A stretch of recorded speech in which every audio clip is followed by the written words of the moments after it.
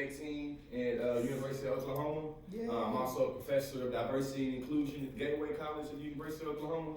And when I'm not getting work at the University of Oklahoma, I'm trying to travel the country and do what I'm doing for y'all right now in terms of professional development and diversity and inclusion. Just to give y'all 2 disclaimers real quick. I recognize that sometimes I come off as a little bit provocative. Yeah. There is a purpose to the provocativeness. There's a method to the madness. I'm just hoping y'all can just trust me and rock with me, you feel me? And that's how we're gonna get it going. Second thing is, if you ever feel compelled to ask a question, comment, you got jokes? Keep me on my toes. I'm encouraging engagement. You feel me? If you ever have a question or there's something that I said too clear or I'm talking too fast, tell me to slow down or stop me in a moment and ask me what did I mean by it. I have no issue with that. Without further ado, today we're talking about keeping it real with diversity, debate and equity. Today we're talking about keeping it real in terms of debate. I thought it would be appropriate that I start off with y'all how I was able to kind of start off my debate career. I'm just going to give you a little piece, you know what I'm saying? Me and my debate partner at the University of Oklahoma, we was known for doing poetry and rap and not constructive speeches. So I'm going to give y'all a little J. Cole. He said, paint a picture to show the deaf what it's like to listen. I speak these words and tell the blind man what he missing. For all my people doing time man up in prison, thought you had to resort to crime. He said, F the system. We raising babies up in Haiti, but there ain't no hope. Ain't no father, so I'm taking no scholarship to slang no dope. Politicians hollering about problems, but I ain't gonna vote. He talking about change and we floating in the same old boat. So tell me how I'm supposed to feel when the president spoke. Well, he ain't never had to struggle, ain't never been broke. Ain't even rolled through the ghetto, ain't never been close. Trusting his government like trusting the devil and Oprah, rebel with quotes. I get up. Lifestyle of the young, black, and reckless. A generation of niggas strapped and asking questions like, tell me why I ain't got shit.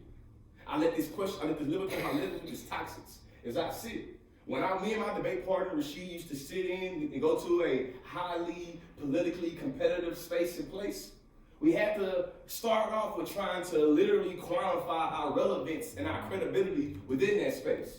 Because you know when sometimes you start using slang and ebonics, the capacity for what you have, what you can do starts to get limited, right? So today we're talking about keeping it real with diversity, debate, and equity.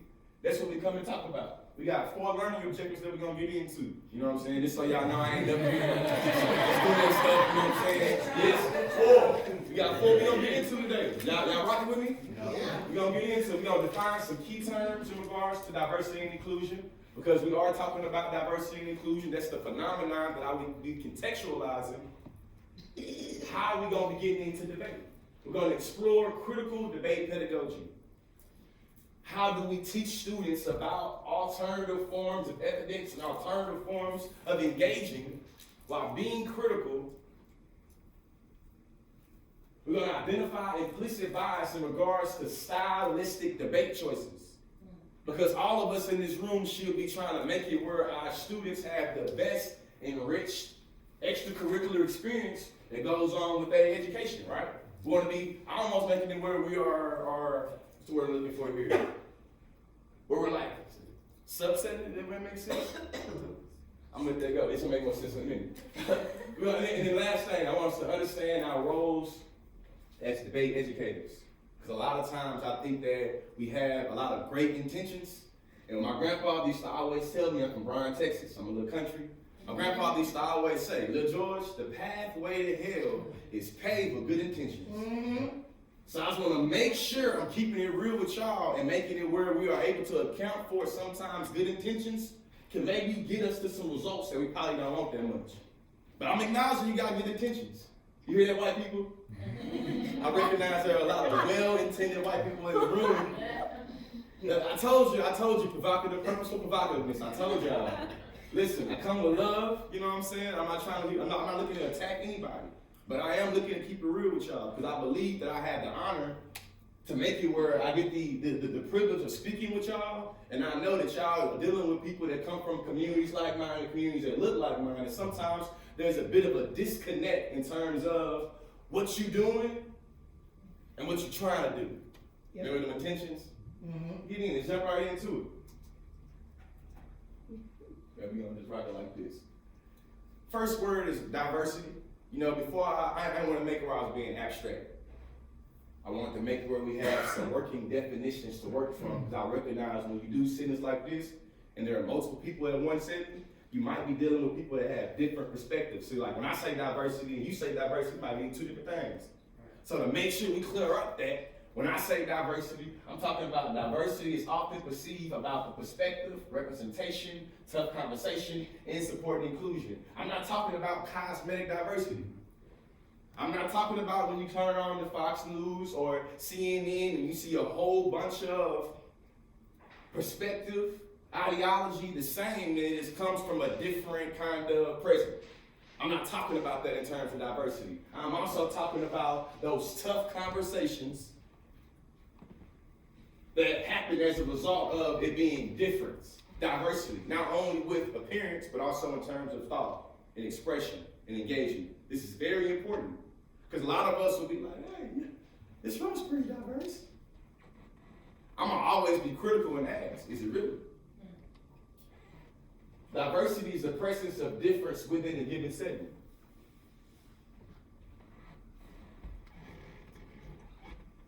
Inclusion. What I recognize is that when it comes to diversity, inclusion, and equity, a lot of these words are used interchangeably, and it makes it where we don't understand the distinction and the uniqueness when it comes to these different terms. So when it comes to inclusion, inclusion prompts answers about creating environments conducive. Why do you think I emphasize the word conducive when I read this word inclusion? I would say it's because it's about intention, and you have to intentionally make something. You have to intentionally make an environment inclusive. You have to intentionally make an environment inclusive. I'm gonna say this, and I'm gonna say it again, and it'll make more sense. So, you know what I'm saying? I recognize, I'm about to drop in some of my old millennial talk, right? A lot of us be lost in the sauce of objectivity and neutrality. Absolutely. A lot of us be lost in the sauce and thinking things is just objective. So when it comes to the question of inclusion, let's be very intentional about the word inclusion, right? When a space is structured, you have to be conscious about who was being thought about when this space was being made, and who was not being thought about when this space was being made. This is what's going to get us to the questions of inclusion. That about creating environments that's conducive to feedback, supporting diversity, and being open. See, inclusion is about the folks with different identities feeling, being valued, leveraged, and welcome within a given setting. See, this is the part where I get critical a little bit about public education. Not just as debate, but it's like I'm talking about public education, right? Right now, it's February, Black History Month. A lot of people evoke Dr. Martin Luther King during Black History Month, right? Want my kids to be judged by the content of their character and not the color of their skin. We've all heard it before, right? What I think is when we start getting into the idea of inclusion, metaphorically, let's say America was a piggy bank that only allowed for quarters and dimes to be a part of this piggy bank. And America realized, well, damn, we could increase the equity of our piggy bank if we allow for other coins to be also included within the piggy bank. A lot of us also be lost in the sauce with the illusion of inclusion, but we don't recognize that, hey, just because we are allowed to have pennies and nickels in this piggy bank, it don't change the value. I'm still a penny compared to that quarter over there. When it comes to inclusion, it's about the meaningful engagement. Meaningful. Remember that part when we get into the debate, pedagogy, debate, debate critical stuff. I like visuals, so I hope this visual right here, you got the distinction between diversity and inclusion. You see, diversity has the puzzle pieces where all is different, and the inclusion is how they can be included together. I think a lot of times you try to mix water and oil in the sake of diversity, and it don't go together. And I think that sometimes when we talk about inclusion, we have to be critical, and sometimes we're gonna step on some folks' toes. Sometimes we're gonna piss some people off. Just I can't be real with y'all, right? As educators, if we can't keep it real with ourselves, I don't believe we can keep it real with nobody else, especially our kids, especially in questions about diversity and inclusion. So just to put it more in context, shout out to Verna Myers, educator in diversity, equity, and inclusion. Can you read that for me? Diversity is being asked to the party. Inclusion is being asked to dance. What does that mean to you? It means diversity is just, hey, come in here. Inclusion is being asked to participate in that and include your own style and elements to it. Man, you already jumped, she already got right into it, but I'm sorry, Dave, I ain't asking you, I'm gonna say Dave, I'm sorry, listen, you already jumped into the style, you got to get into that.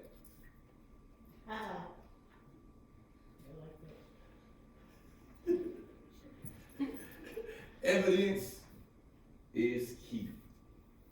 Evidence is key. What we know about policy debate is that there is different parts. We all know in this room that there are different types of debate. We got LD debate, we got parliamentary debate, we got policy debate. You feel me? I'm assuming if y'all in this room, y'all a policy debate hack like myself. So we know that the uniqueness in terms of the debate that we do is a lot more intensive, a lot more extensive, a lot more engaging in terms of, I feel like, how the competition goes down. The stylistic procedures of the community are but one way in which the boundaries of participation are maintained. Stylistic procedures refer to but are not limited to the rate of delivery, the note-taking techniques, what qualifies as evidence, and other technical presentation issues. My question to y'all,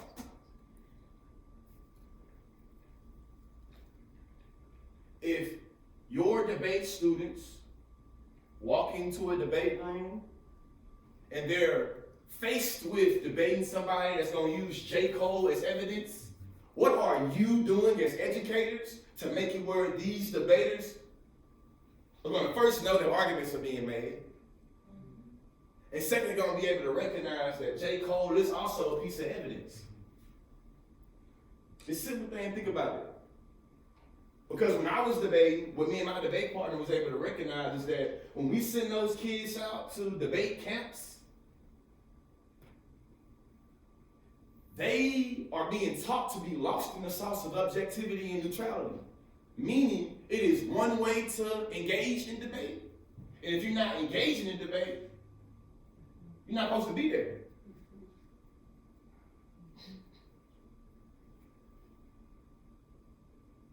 The kids we're dealing with ain't stupid.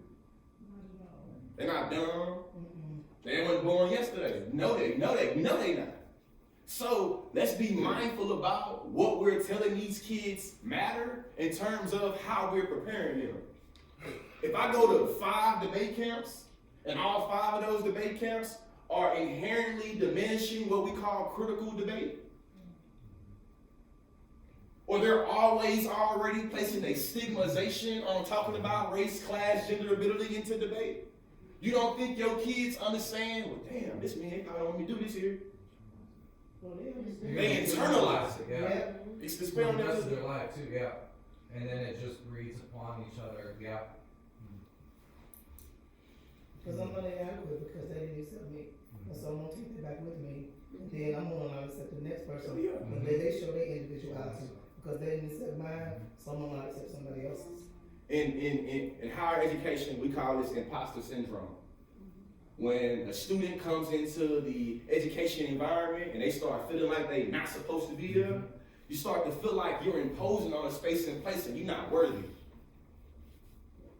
I was 19 years old when I walked onto the college debate team at OU, and even as a 19-year-old, as a grown person, a little bit. Oh, I thought I was. And now I'm 29. I still got some growing to do, but I recognize 19. We gonna say that though. We gonna let the 19-year-olds think they grown until they start hitting the hard walls, and you start realizing, we can say that talk for another time. You know what I'm saying? My point was though, when I was 19 years old, when I kept on losing those debate rounds, and the judge would say, well, George, you said this right. You said that right, you were winning this argument, but if you would have said this a little differently, I would have voted for you. Man, if you don't get that, As a 19-year-old, it started to be a trade-off. I started to see, well, damn, in order for me to be seen as an intellectual, good debater, there has to be different aesthetics I take on, and more importantly, it has to be different aesthetics I take off. I'm recording this though, so I'm gonna say shout out to my wife. She decided that I wear this today. Usually I would have came in like some tennis shoes or something. I'm gonna say that too loud, she don't hear me. She did well. Good job, wife. You know what I'm saying? But she was telling me like, George, you starting to grow up a little bit, you gotta, you know what I mean? So shout out to her. My point of bringing this up though is that when we send out, especially high school students, when we send high school students out to debate, sometimes it's not a particular thing that you do. It's a particular look you're trying to take on. You feel me? A particular performance you're trying to emulate. What I know is that when we send our high school students to debate camps, if I came how I wanted to come and I talked to y'all how I wanted to talk to y'all, I recognize there is a tension between what I'm telling you, how I did in debate, and what most of us consciously or subconsciously would see as a successful debater. Why does this matter? Can you read that for me, please? Yes. Stylistic procedures include issues related to presentation and what format is appropriate for qualified evidence. These procedural objections have become a key distinction between traditional and alternative teams.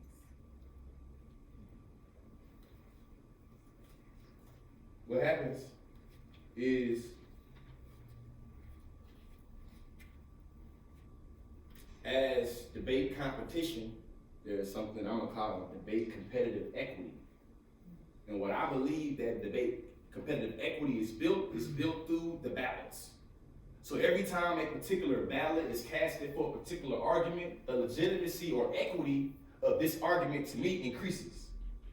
When I walked onto the debate team in 2010, nobody gave a damn about no anti-blackness, Afro-pessimism. When anti-blackness and Afro-pessimism started kicking butt, all of a sudden, to me, literally, the currency of the argument increased within debate, so it made it where the competitive equity of that meant more. This is where we start asking questions about like the role of the ballot. You know what I'm saying? Like, what does the ballot really mean? You know? And as a person that used to debate, I used to hate it where a person used to try to make it like, what the ballot mean? You black, you talked about being oppressed. You do know the ballot can't solve your oppression, right? Like, no shit. But I recognize that a lot of the times students talking about oppression, race, class, gender, ability, and then saying that I want you to debate me on it, a lot of times the stylistic procedure of how debate conditions us allows for us to violently, in my opinion, unethically reduce what was said to being like, oh, for me, I'm oppressed. Style, you see it start having words like inferior, superior. Like if you chose that style, the mode of debating you're doing, that is inherently inferior. And I know you're looking for charity ballots, but you should go down to the soup kitchen down there and maybe get something for free. We ain't doing it here.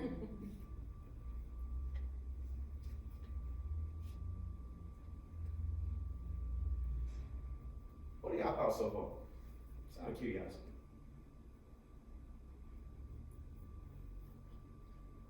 You speak the truth. I can tell you that from my own personal experiences. A problem that we always face is we literally have to have multiple versions of everything depending on what tournament we're at, who the judge is in the back of the room. This round we can run a performance K, next round we're straight policy makers. It becomes draining. It's like code switching in the debate tournament or in the debate season, just like back and forth. Help. Like, what do we just continue? We're gonna be a K team, period. No matter who the judge is in the back of the room, we're gonna our voice is strong enough and what we're trying to say is strong enough, and we don't care if we're at a tournament in the suburbs and they don't even understand, Right, exactly. It just gets draining. Which mask do I put on today? Yeah, I think it's definitely. That's life, though. I know it Let's is. get Yeah, into yeah, it. But yeah. I'm about to switch it up. I'm about to add I that know in. they right, but- Both of these things come together though, because how I see it is, my debate career in college, I debated for 4 years. My first 2 years of college, debate, I'm trying to figure out what suit I want to put on, what language I want to use for every debate tournament, and I was losing and crying and giving up and quitting. Once I figured out, man, I really gotta look at it like, I'm probably gonna lose this round, but I'm gonna come here and teach your ass something, and I'm gonna lose regardless. They started making it where to be honest with you, my last 2 years of debate, it made it where because I took in the step I took into the debate, I feel like I was more confident and mastered at being able to be interpreted variously by doing this one thing. Show of hands, we all heard the jack of all trades, master of none. I think that when it comes to debate, I feel like the most liberating thing we can do for a student that comes from I feel like, for lack of better terms, a community that has a lack of resources or a lack of accessibility or a lack of opportunity, is to be able to teach them how to have portable skills, to be able to do that and not bend, not break, or fold. And here's an idea too, when we continue to ebb and flow with whomever, we're doing a disservice not only maybe to our kiddos, but to that other person. So that other person now gets to hear and gets to see the way in which they know things to be. Now, if we go in there and then we do a K or we do whatever, then we are giving them a beautiful gift of this is how it can look. So really for a lot of, say, white folks, for better, term, those folks need to be able to see this instead of everything constantly being created, organized, structured to benefit me and to reinforce me as who I am. Yeah. That makes sense? I think to go further in that Yeah. is, policy debate taught me how to be an unapologetic black man. I don't care if I'm talking to liberals, conservatives, you educated, you not educated, whether you care about the economy, whether you don't care about the economy, whether you a keen capitalist or you a Miss Marxist, I don't give a damn what you is. I'm gonna present myself to you as an unapologetic black man that I become proud of being. What I believe debate allowed for me to do is, I've had the experience of literally engaging as myself with multiple different positions. You feel me? And what I learned is that once I heard the Kapke framework once, I heard it 10 times. You know what I'm saying? Once I'm on a negative and the affirmative team is trying to preempt me and have a little undercover, I'm sorry, I'm more experienced in having this debate than you are, because you know what? Every time I see somebody like you that want to do you, I say the same thing. Now I have the advantage of the engagement because I'm literally more experienced in having this conversation than you are. You only bring this up when you see me. I hear this every round. So you see what I'm getting at is that whether I'm at the University of Oklahoma, whether I'm in Kansas City, whether I'm in my hood I grew up in, whether I'm in that business right here, they call me to come in and talk about professional development and diversity and inclusion. I've had enough engagements through debate as an unapologetic black man. Just to make sure I'm clear what this means. This means I'm not lost. This means I don't really give a damn about the bipartisanship politics. This means I prioritize black people being able to choose politically, socially, and economically for our independence. You feel me? This don't mean I'm trying to say forget this and forget that. This means I'm prioritizing what I can do for me and my community first and foremost. And the reason why I'm making this distinction is because liberals and conservatives are not prioritizing what is happening in my community politically, socially, and economically. And for years, y'all roll around on me and say, hey, this is why you might matter. And then I'll hear from you again in 4 years. I'm cool on that. So what I feel like is more better for me to do is talk about keeping it real in debate, diversity and inclusion and equity, and being able to talk about how the portable skills that I gained from doing this activity allows for me to feel confident, speak with clarity, mean what I say and say what I mean, to what I call educating, or more specifically, what I call edutainment. When education and entertainment meet, they collide. Evidence is not neutral. Cards are not just resources, they are strategic tools in attacking the positions of one's opponents. Those who hold the best evidence as defined by the community standards have greater control over the judgment of their argument efforts. My debate coach used to always prepare for me, hey George, be ready for the debate after the debate. If your evidence is shitty, you're gonna lose the debate. In general, that's like, that makes sense. But when we start talking about alternative forms of debate, that gets a little muddy. My debate career ended in the semifinals of the NDT, a 3-4 decision. Me and my debate partner, Av, our argument was war power should not be used against niggas, N-I-G-G-S. And we were debating against Georgetown. And one of the arguments that I made was using a Killer Mike rap. At the end of the debate, the judge was like, hey George, you got some evidence for that Killer Mike rap. I knew then we lost the debate because those who hold the best evidence are defined by community standards and have greater control over the judgment of their argumentative efforts. The credibility or legitimacy of how I gave my argument was already being chopped at with, do you have evidence for that? I do not. So you said something about Tupac. Do you have a academic article? His credentials. See, hey, what I'm getting at is I brought up three themes I brought up: accessibility, resources, and opportunity. All of us in this room know that for you to be a peer-edited journal, whatever, you got to have access, opportunity, resources to be able to get into that university, to be able to get published, to be able to even speak the language of the university, to get a high ACT score, to get a high ACT score. These things are not a neutral objective. So when I get to talking about how evidence is not neutral, it's not only in debate terms, but it's even it's really in life. What I always tell my students when I get to this part is, during Trayvon Martin's trial, well, I should say George Zimmerman, but we all know that Trayvon Martin was the one that was put on trial. Yes, yeah. During Trayvon Martin's trial, we know that he was on the phone with a black woman, you feel me, a black woman. She was a child at the time, you know what I'm saying?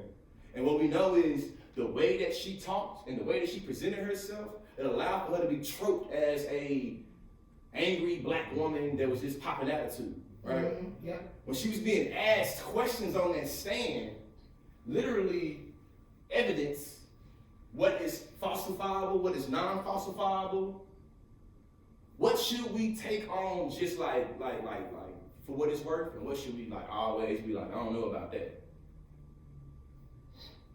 It's the same thing of when the police shoots a black person on camera, and they say we have to wait for we seen it with our own eyes, but we gotta wait for, you know what I'm saying, the investigation, we gotta wait for it to, you know.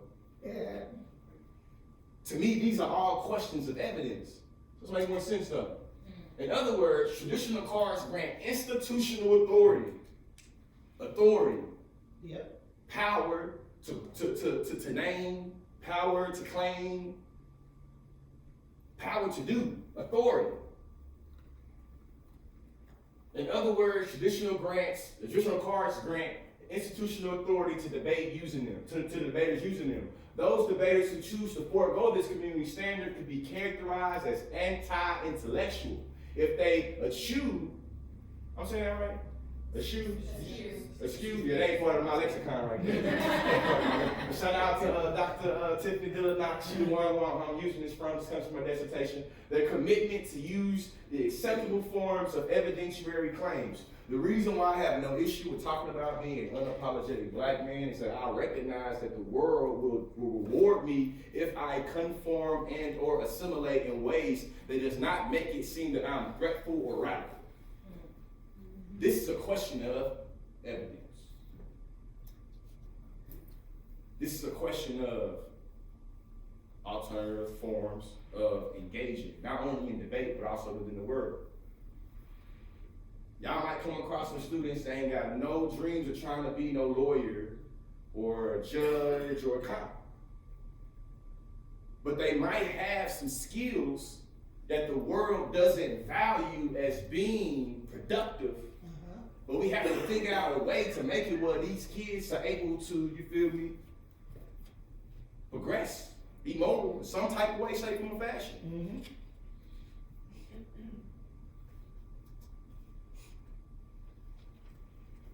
That was my spiel about debate. We're gonna get back into it, but let's see how this relates to diversity, inclusion, and equity. What we know about equity is a lot of times it's like, you know, pushed in with equality. It's like, you feel me, I came into this room and it's like I'm the big ball and peanut man, and I gave like all of y'all peanuts, but like half of y'all got peanut allergies. We don't want none. But I gave it equal though, it's equal. I gave all of y'all peanuts. I don't want none. Yeah, if you got peanut allergies. Can I eat some almonds, please?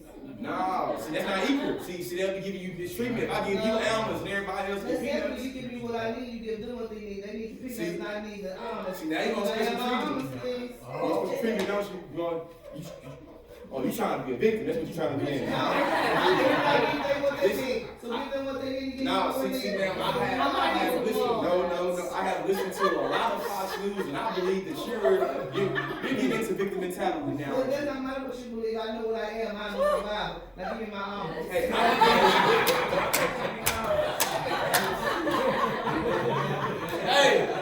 I think what we just illustrated is that equity is described as fairness, sameness, and value and diversity and inclusion. I think what you was just getting at about how, hey, listen, man, we all trying to see the game, but like some of us like 4 feet, some of us like 5'8", and some of us like 6'5". Feel me? Like you can't just give everybody a bucket and be like, we equal. That's right. The person that's only 4 foot, they still can't see the game. That's right. They need 3 buckets. They need 3 buckets. I like memes. Y'all can't tell I like memes. I believe in memeducation. And the reason why I call it memeducation is a lot of memes be filled with misinformation. But I believe if you really value education, you'll go do your due diligence and figure out if it's real or if it's fake. Yep. That's the reason why I call it memeducation. Portable skills of being able to research and being able to say, hey, nah, this is full of that stuff you put in toilets, or this is the real right here. You know? What we have is that equity is an approach that ensures everyone access to the same opportunities. Equity recognizes that advantages and barriers exist, and that as a result, we don't all start at the same place. What this means is, when it comes to asking questions about what does it mean to be a great debater, it's gonna look different for everybody. Absolutely. What this means is, what does it mean to be a prepared debater? It's gonna be different for everybody. Me and my debate partner, when a mixtape dropped and we was debating, we gonna listen to the mixtape twice, write down what we heard, and that's how we was prepping. Hey, J. Cole just came out with a new mixtape, oh word. He only got like 4 or 5 songs we can use for debate though. Okay, cool. Let's do it. That's how he was prepping. But if you went to another school, there were other black debaters or other debaters of color, other minority debaters that prep differently.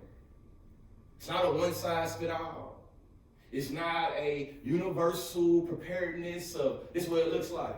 There's no universal master signifier of what a great debater looks like. And when we start to, I feel like, construct these, man, I want to cuss right now, so I'm sorry. When we start to construct these like bullshit narratives, we get bullshit results. And us as the educators, we don't want to have to bear the brunt for the bullshit that we be created, because now we got to answer to. I'm just being real with y'all. I told you I can't keep it real. I apologize for my profanity. You know what I'm saying? I just believe that sometimes when it comes out a little bit more direct, it hits your ear a little differently, and you know what I'm saying, that you should think about it and reflect on what's being said to you, and you know I'm not just here for the formal. Yeah, keep that. You can keep it. So the thing I want to say that's important is that I believe because I did policy debate and I was able to do it at the highest level, that I believe that I have the language and the research skills and the perspective to go into any space or place and feel like I'm being liberated. When I was at the University of Oklahoma, both my mother and my father was in prison for a little bit of time, and sometimes I felt like I didn't know what the hell I was going to do or how I was going to do it. And in many instances, me having the space and place of policy debate that allowed for me to travel the country and meet all these beautiful people, it literally was able to give me, I believe, some of the survival skills and survival tactics to make it where I understood how I was positioned in the world, and what I was gonna do about it.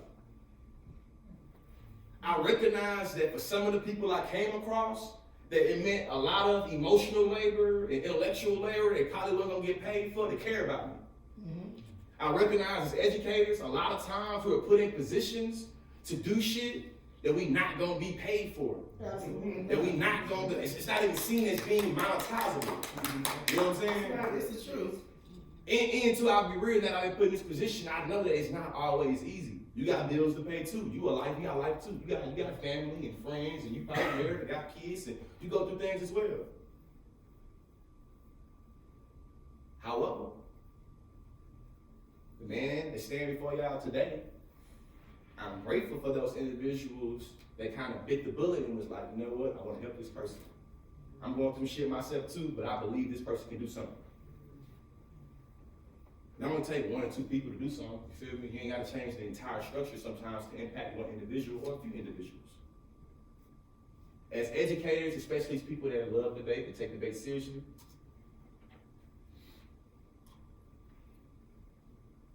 simply, it's a difference between equity and inclusion. Equity is a process that begins by acknowledging that unequal starting place continues to correct and address imbalance. The reason why I have this as a slide is because I know we're dealing with young people.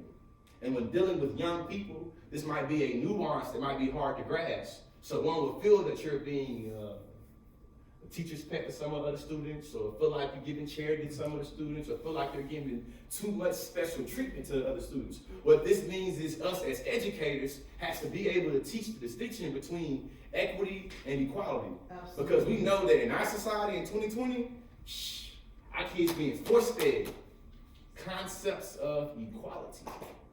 And it ain't sure to throw it up. But also mean they're gonna be dialectically opposed to a concept of equity. Yep, It's gonna be like they getting done wrong. yep. Damn, Miss So-and-so, I only got one box, you gave them four. That's the argument. So we have to already, I feel like as debate educators, we gotta think about how we gonna answer that argument, because you know, you gonna hear it. You teach me something. Teach me some things. Equity and evidence, keeping it real. People on the margins have the distance required to stand back and analyze the mainstream world. However, if they lack conventional status, subjective voices, subjugated voices are often overlooked. A few years ago, there was a police officer in Oklahoma City University, in Oklahoma City, Oklahoma, that was literally going to black neighborhoods and preying on black women that he knew were subjugated, would not be believed, and would not be respected. This police officer was able to use this, and so I want to be clear, I'm not trying to demonize police officers, I'm just using a real historical example to be able to contextualize what the hell I'm talking about. You feel me? I'm not trying to demonize police officers, but I am being critical of policing and how that policing orients itself to black communities. What we know is that, I think his name was David Holowitz or something like that. I can't say his name right. Sometimes I'm bad at pronouncing names. What are you talking about? But y'all know what I'm talking about, though. The reason why I'm bringing this up is that equity and evidence becomes material reality. And the reason why I care about those portable skills in this activity is because they're a part of our material reality that we live in. That officer knew that if he went and preyed on vulnerable populations, it would be less likely for him to be held accountable. Yep. They can be ignored as expert voices and stand as a final word or any given subject. The pain of subjugation often only becomes real when it's sanctioned by expert authority. What I find is that, especially on social media a lot, I like being on social media a lot, I like talking about social issues. And what I find is, as a black man talking about race stuff, sometimes I feel like I can say it can be like, damn, I feel like I did that, I said that dope. And I won't get anything for it. But then, you know what I'm saying, average Joe, white Joe from over there, he say like 50% of what I said, and it's like, yes! But I came here to be intersectional, right? As a cisgender, heterosexual black man, shit, I can repeat some of the things that people have been saying in the LGBT community for 100 years. And I'm gonna get applauded and appraised for it more than the people that's been saying it for 100 years. Yep. What I'm talking about is how subjugation becomes sanctioned when it's by an expert authority. And that expert authority, I believe, kind of works on a spectrum of contingency. You feel me? Yep. When a black man talking about black stuff, it's like, I'm just complaining. When my black ass straight and cis start talking about, hey man, you don't really care about science. You can't even care about science. You only evoke biology when we start talking about sex and gender. And I know you don't care about science like that. I feel like that concept is what like LGBT people been saying for a long time. But because they're not listened to, you feel me, they don't hear it. So it's literally like me being, you feel me, in this instance, an expert authority. Yep. It's like I get to almost have much more of a credible, you know what I'm saying, to be able to speak truth to power. Also, Yep. I can talk to my homeboys about shit we've been hearing women say to us our whole life. But when I said, man, bro, I ain't never thought about it like that. What you mean, bro? I want to make sure y'all see I'm keeping it real with you and understanding that everything I'm talking about y'all about in terms of debate, there is a real life material example that also correlates with it like crazy.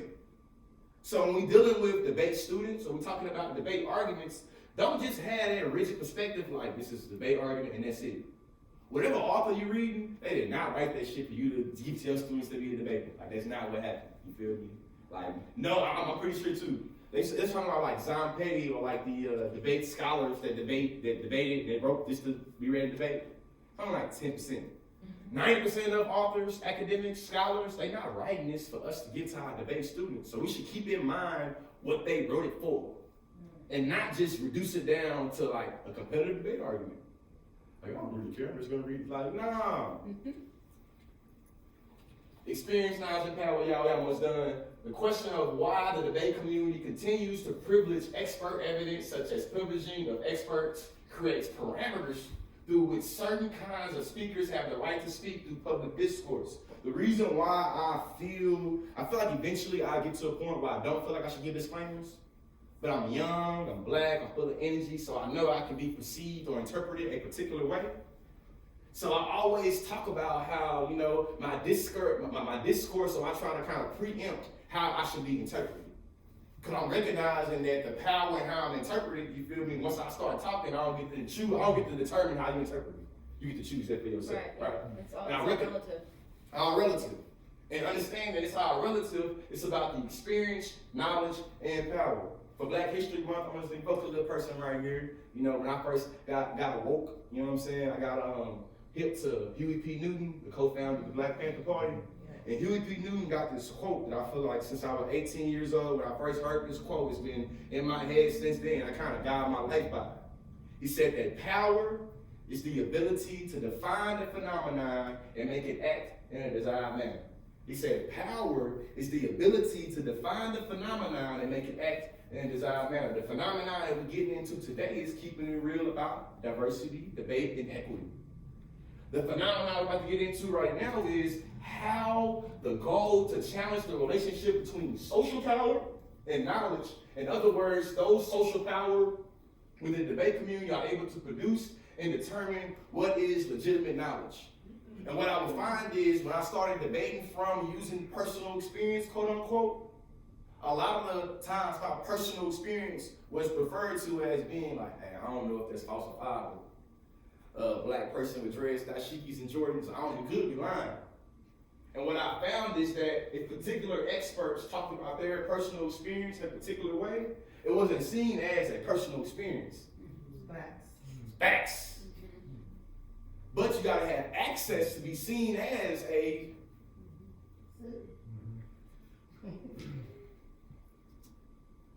These legitimating practices usually function to maintain the dominance of normative knowledge-making practices, while crowd now are directly excluding alternative knowledge-making practices. When I was able to end my debate career and go into graduate school and start thinking about PhDs, what I figured out is that if you consider yourself to be a producer of knowledge, if you was trying to get your dissertation on a committee, or you was trying to get your thesis pushed, if your knowledge wasn't in the normative, wasn't presented in the normative, wasn't about kind of emphasizing normative values, that thesis, that dissertation is not gonna get published. You're not gonna get supported for it. You're not gonna get, so we start seeing how public debate, policy debate, whatever debate you're talking about, and how it understands evidence, is not just debate competition. It's literally, remember I was talking about access, opportunity, and resources? So if I want to talk about hip hop pedagogy and I want to write my dissertation, but my committee person don't want me to do it,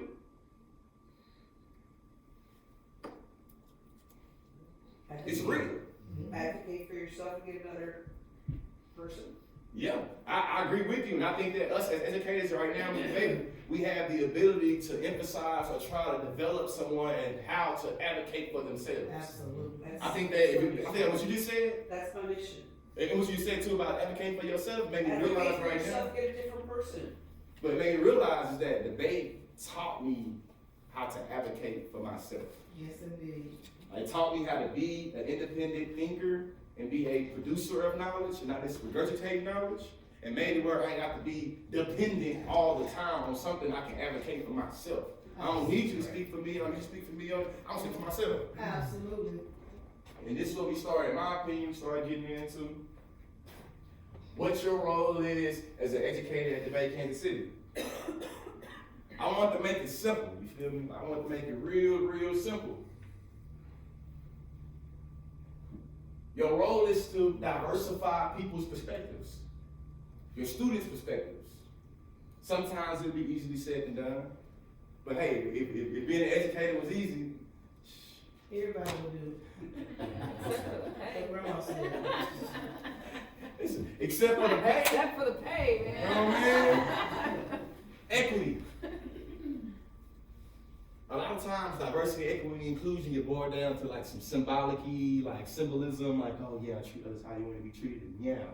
To me, equity is about like the material impact, man. What is you doing? You feel me? Like, I can't feed myself on good emotions. You know what I'm saying? Feelings don't pay my bills. That's right, fantasy world. Equity in policy, practice, and position, and inclusion. This is about power, about voice, about organizational, and about culture. What type of atmosphere are you creating when you bring on debaters to your teams? You feel me? As somebody that's in higher education, there are two things that we always talk about in higher education: recruitment and retainment. So when that trans kid, when that black kid, when that native kid, when that black trans kid get on your team, what environment are they gonna get into that makes them feel like they're being included? That makes them feel like they're gonna be given tools of equity, and to make it feel like their diversity, their difference is being not only represented, but it's being valued.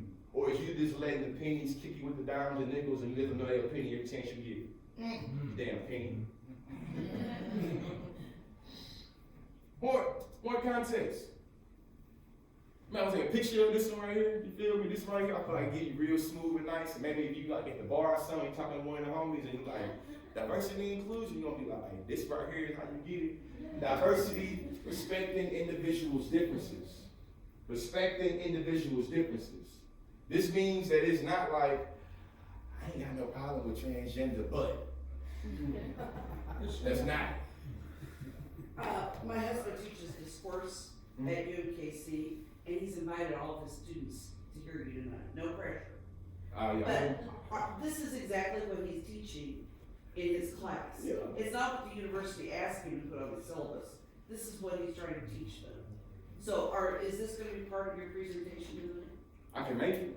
Please. To be honest with you, tonight I was planning on getting the feel of the kids, starting off with some poetry, and then telling them about what debate has been able to do for me, and answering questions what they've been able to do. So that's what I was planning to do. I can make it more things. I find the kids sometimes they don't be as engaging when I just got a PowerPoint. They like for me to talk and bounce around and throw it out, you know what I'm saying? So I was planning on going in and out of poetry and then telling them about why I feel so confident to do this and telling them about why I think debate is like one of the best things that happened to me. You know what I'm saying? Talk Okay. about my brand and my website and what I do on social media and why debate allowed for me to do that and be that way on there. You know what I'm saying? But let's talk after this though, so we can. I'm always open to ideas. No, that's fine. This is exactly what I try to do in my classroom and what he's trying to do in his classroom right now. Yeah. That's good. Shout out to your husband. Shout out to the husband.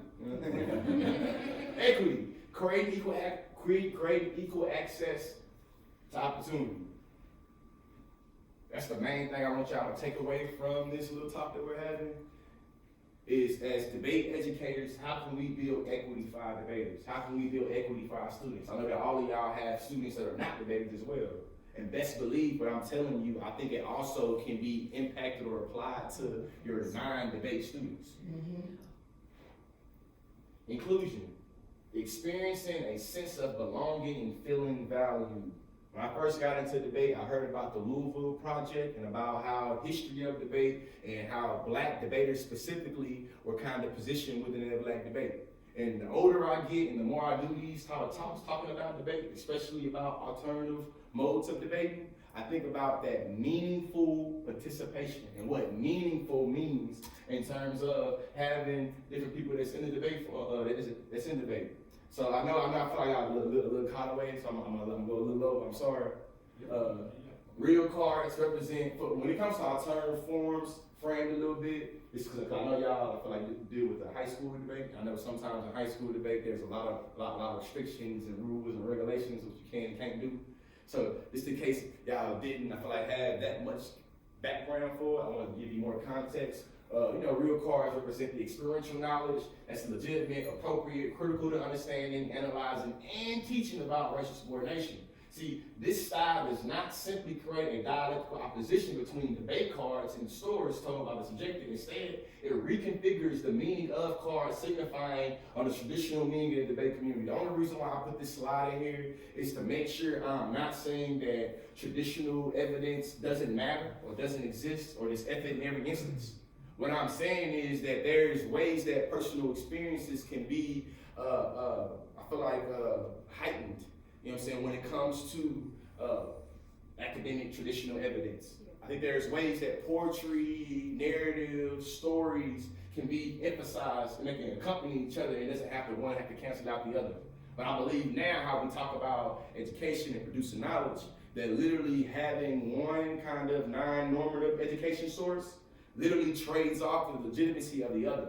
And I want to try to kill this binary of us being educators and understanding, like, shit, you can have W.E. Du Bois and Lil Boosie in the same sentence. You know what I'm saying? Like, sometimes it work together. You feel me? Like, maybe set it off in this mother is the same way he was talking about his double consciousness. Hey, you're not gonna play me.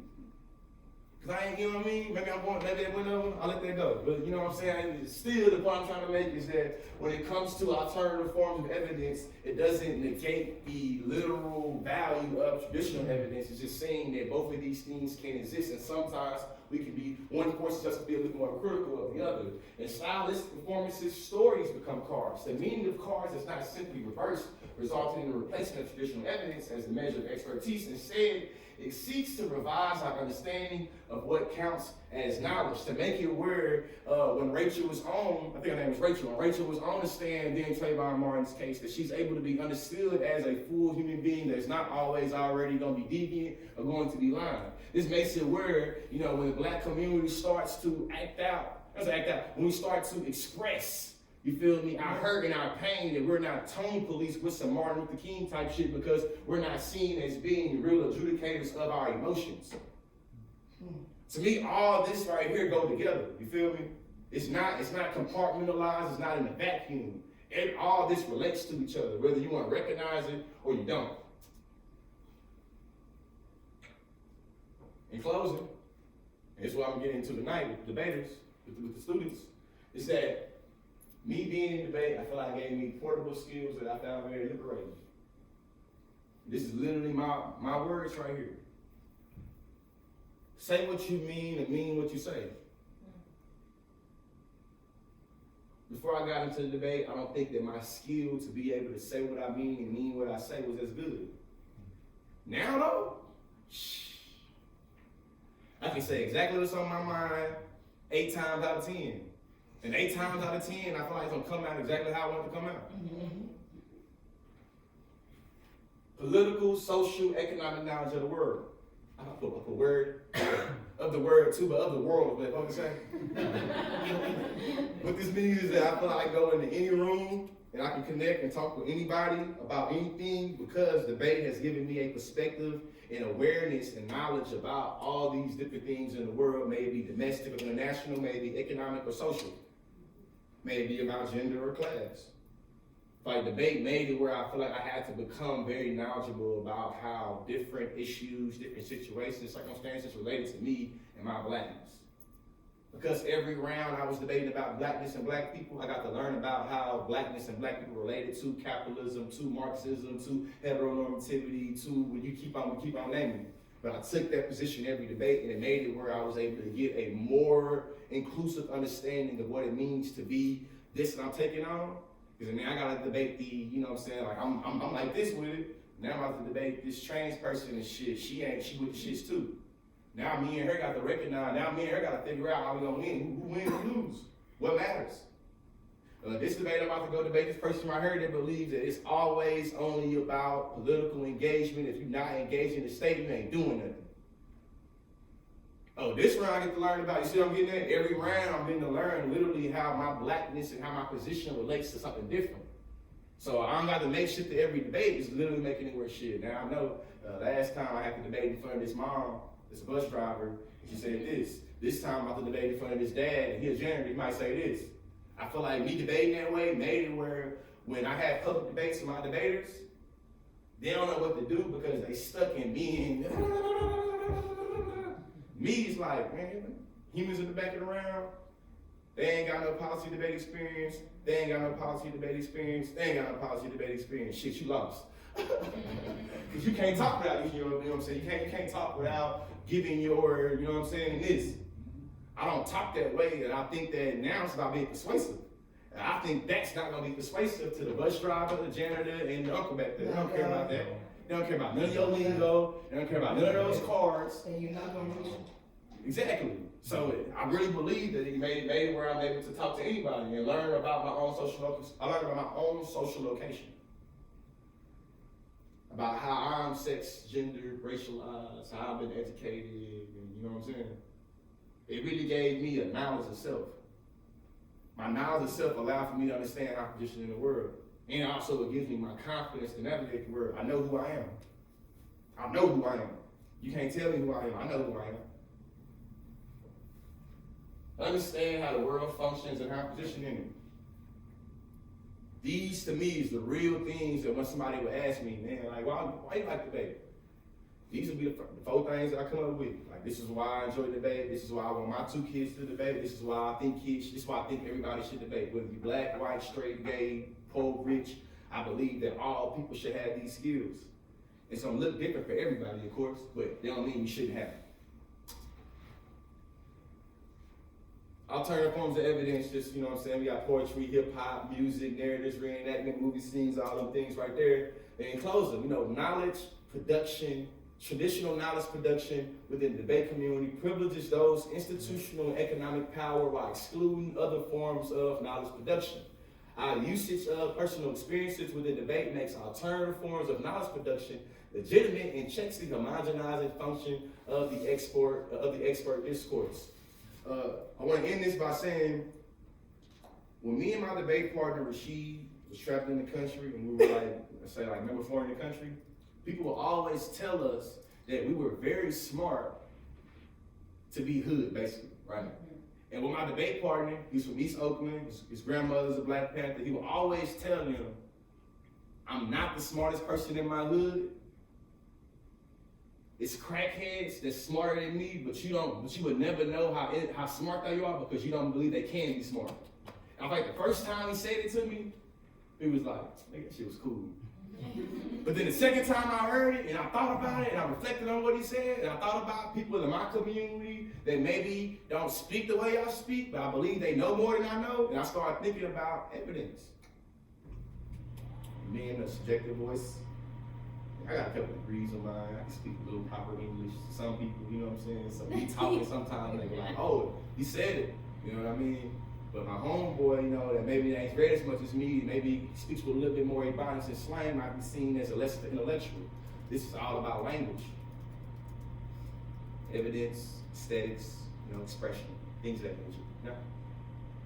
Yeah. I'm tired now, y'all. I appreciate y'all. Y'all any questions? Y'all ain't asking any questions though. Y'all ain't asking any questions. Y'all have any questions? I kind of do, and Jamel has hit on this before. I think you were alluding to some of it before. So, like, say that Nimara and Jalen, you know, when they ran a K, and the way that they presented themselves, like dress and all that stuff, was different at DKC versus when we're at the Valley West or something like that. I just kind of wanted to explore some of that more, maybe, because I mean, you like all your debaters to have a certain style, and then I kind of do the not opposite, but I'm like you know, whatever. And I think both are. I don't know. I think both can work. I just think that consistency gonna be the. I feel like whatever you choose to do, you being consistent in what you choose to do is gonna be how you get the best traction out of it. That's what I learned when I was trying to every debate, trying to adapt to the judge. I think that it's judge adaptation is real, but I think that it's a threshold to it though. You feel me? Once I started trying to adapt to the judge so much, where I was convoluting my message, where I'm not doing what I'm doing, I ain't doing it to me. You know what I'm saying? I'm compromising what I know and who I am to adapt, which means I ain't doing nothing. You feel me? When I started being like, man, today I come to talk about anti-blackness. I don't give a damn what I'm talking about right there.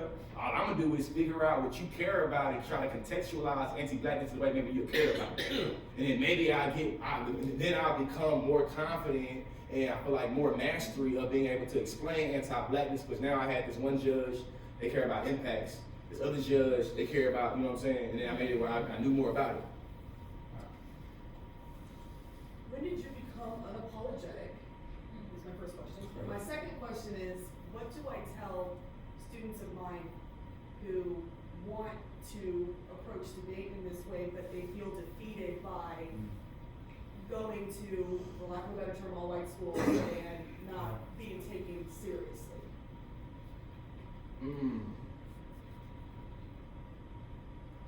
Man, after I got fed up, I felt like after I got fed up with losing as a sophomore or a junior in college, my first 2 years, but I felt like my second year in debate, I just figured out that I got better results when I went in, not prioritizing the win or loss, but prioritizing, I feel like, truth, for lack of a better term. And it started being like, shit, if I tell the truth, I'm down with the consequences. I can lose or I win, I can go in there like that. And then once I started realizing that I really had something to teach people. Like once I started figuring out what they teach at debate camps and what I was doing, it was two different things. It started making it be like ain't shit you gonna be able to tell me in this debate because you don't know nothing I got going on. As a matter of fact, you're taught, you're coached to not listen to me. You better listen to this debate. Ain't shit you gonna be, what? The only how you can win is the person in the back of the room making the same arguments you making, and that's it. The really important thing is that I started